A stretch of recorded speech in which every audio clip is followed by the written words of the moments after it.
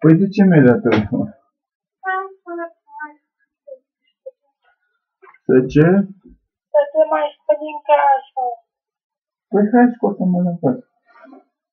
Păi și ne întâlnim la spătat acolo la spital? Tu numai în spitale mergi, nu? În stația de mașină. În stația de mașină. Atâta știi, nu? Atâta spui.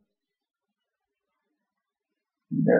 Băi, tu nu știi că s-a inventat taxiul? Nu? Aoleu, ești modestă și săracă și bogată.